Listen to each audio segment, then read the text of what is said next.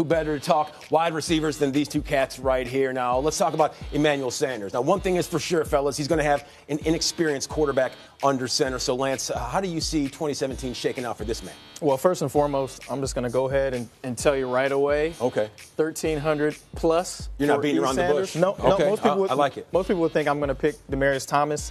But I feel like he's a guy that can do multiple things. He can get downfield. He can do the short and intermediate routes, yards after catch, reverses. He's a jack of all trades. I think he's going to have a great year. Man, you see on the bottom line, the last 3 seasons, 1,000 or more yards receiving. So that's in his back pocket. Yeah, and I like Mike McCoy coming back. I think he does a great job on the offensive side of the ball, moving him around. Trevor Siemian has a little bit of experience, not a ton. And then if Paxton Lynch has to go in and play, you never know what you're going to get. We still don't know. But I think Emmanuel Sanders is a guy that, for quarterbacks and for offensive coordinators, you got to feel good about being able to move number 10 around wherever you want. Absolutely. I'm still thinking about 1,300 yards right here, Lance. Those are some lofty expectations in the Rockies. Now let's move it along and talk about the silver and black and this man right here. We know what he brings to the table as a wide receiver for your brother, but Amari Cooper, what will 2017 bring for him?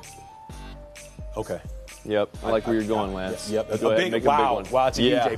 That's A+. right. That's a huge A+. He's a guy that can do everything on the field. He's got the prototypical receiver size, 6'1", 210. He's fast, he's quick, he's got great hands, runs great routes, and he's got one of the best and highest paid quarterbacks in league history. True. So I think the sky's the limit for that duo this year. Okay, David. Yeah, I'll copy everything he said and paste it on the screen, and I'll add confidence. I think that's the one thing that he's lacked just in his first couple of years is the ability to understand that he is an A+ receiver. Okay. And what they've seen in the OTAs, and Derek was so happy coming out of that, is he's started to show that a little bit. He started to take ownership of the offense, understands how good he can be. It's going to be really exciting to watch 89. Well, when you've been this successful in such a short amount of time, can you move that A+ just a little bit off his face? We've got to put some respect on his name.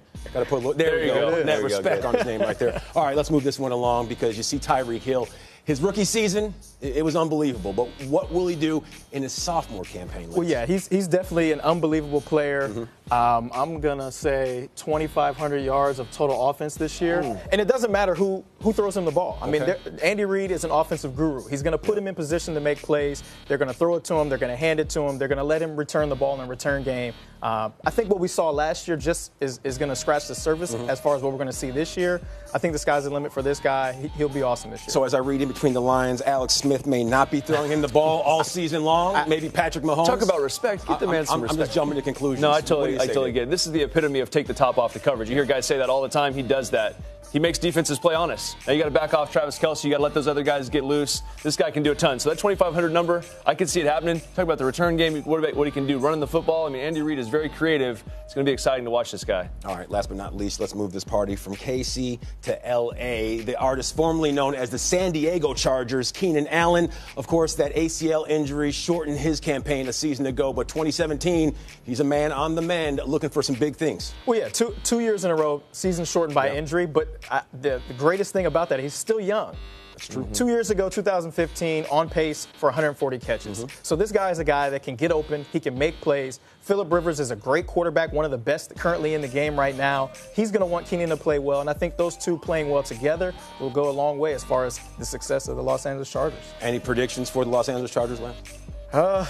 We'll see. Okay. We'll see. That's exactly that one close to the vest there. I do think Mike Williams being there will help Keenan Allen as well. Come on. Absolutely. Yeah, and just watching Keenan, like you were saying, in 2015, he was one of the best receivers in the league. I mean, numbers aside, just watching what he could do in and out of cuts and routes. I mean, he's a special player. He just needs to stay on the field and give Phillip Rivers the ability to put him in that 1,300, 1,500 yard receiving range.